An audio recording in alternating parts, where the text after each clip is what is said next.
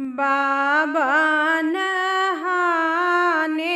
सूरज पैया लागे, बेटी जनम नीत होय।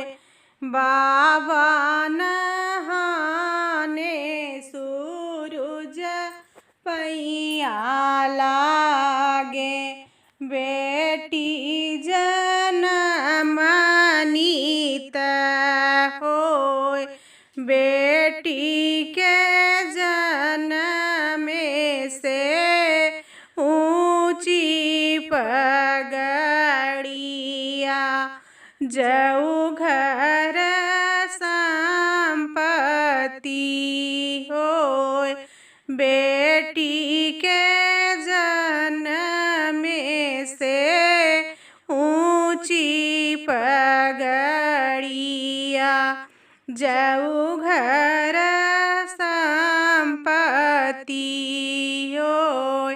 माई नहानी सूरज पैया लागी, बेटी जनम जीनी होय। माई नहानी सूरज पैया लागी, बेटी जनम जीनी होय। बेटी के जन्म से झाझरी को खिया, दिन दिन झाझरी होय। बेटी के जन्म से झाझरी को खिया, दिन दिन झाझरी होय।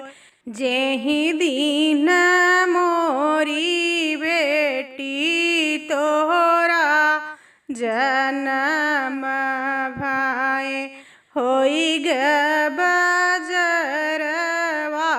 कई रात, सासु ननद बेटी दियना न ले सै, पियवा न पूछई बात, सासु ननद बेटी दियना न ले सै, पियवा न पूछई